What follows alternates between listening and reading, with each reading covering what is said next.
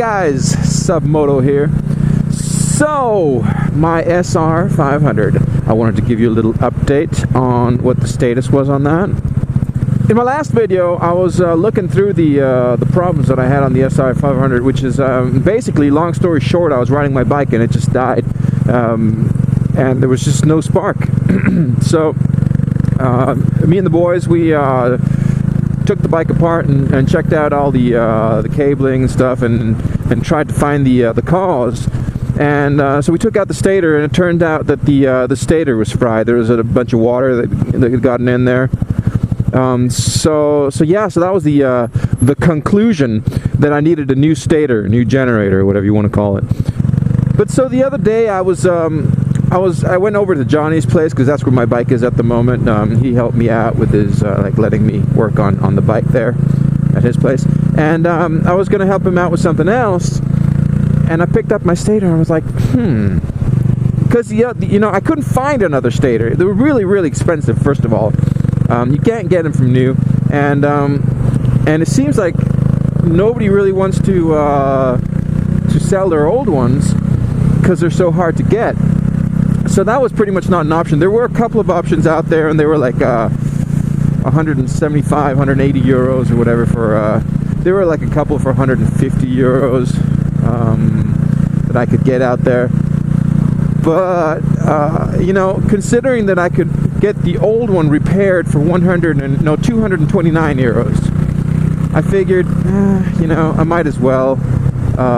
So anyway, so there's this company called Kato, and they do the rewinding of your stator for 229 euros. And I called them. I said, "What if it's not that? What if it's just a loose cable?" Because that's what what I was thinking might be, hopefully, would be something that would be the problem, rather than having to fix the whole thing.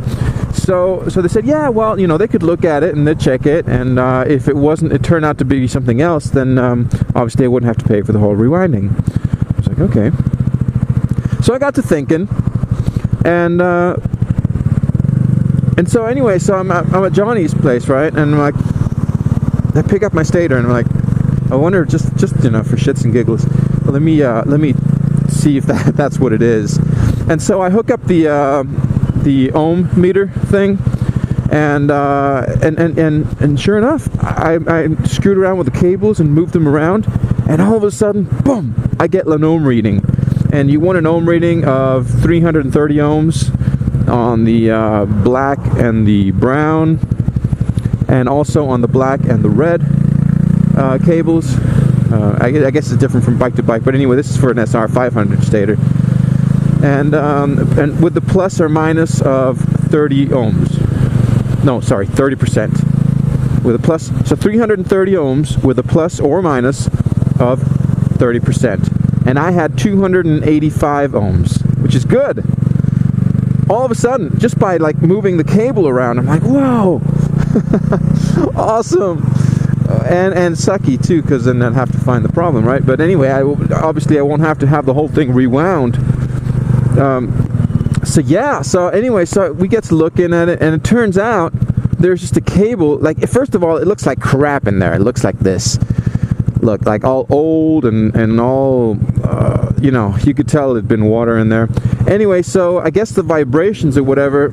Oh, a motorcycle. I guess the vibrations or whatever had broken a cable.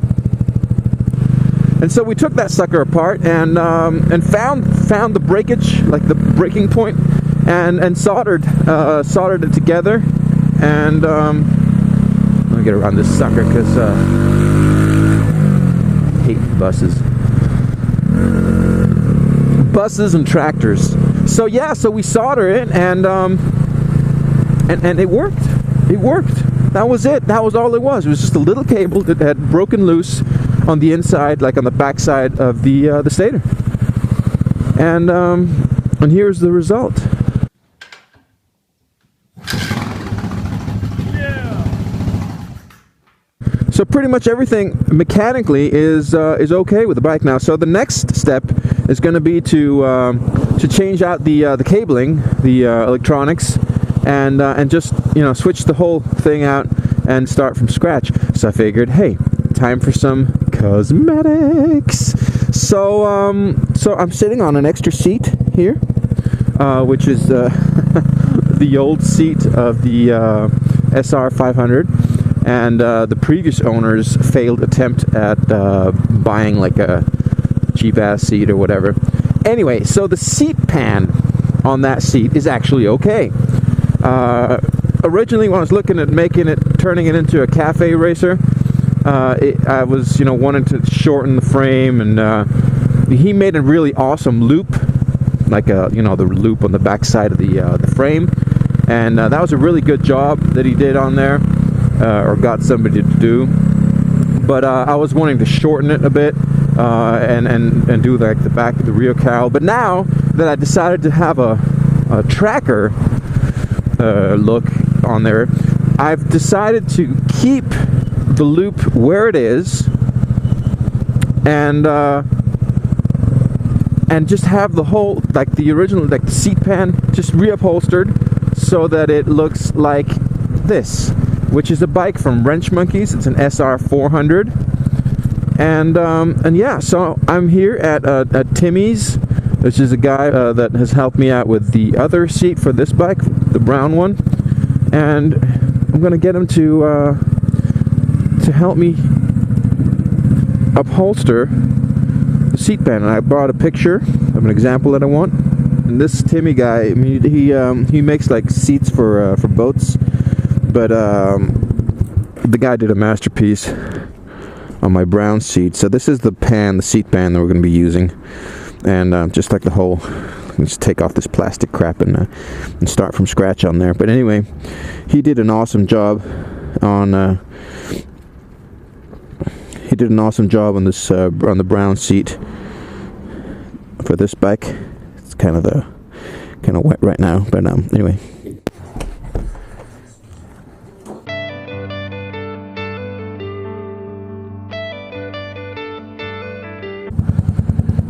Yep, so that was it, and we talked about what I wanted it to look like, and yeah, and that's it. And he has so many good ideas. And the cool thing about Timmy is that like he actually talks to you about it and gives you ideas, and he's worked with seats for a long time, and he kind of knows what works and what doesn't work, and what materials are the best to use in different situations, and and even like suggestions to the seat pan and stuff like that. I can't wait to see what it turns out like. I mean, it's gonna probably take about 2 or 3 weeks before I'm done with the bike anyway. Got a tank to paint, and I have the electronics and detailing and stuff like that. It's like the mirrors, and figure out about where I want to mount the mirrors and stuff like that. So there's going to be a lot of detailing to do, but that's pretty much it. I mean, I hope it's gonna rock, and it's gonna rock pretty soon. So can't wait. Anyway, that's pretty much all I had for you guys today. So remember to subscribe and ride, and I'll catch you all later. Bye-bye.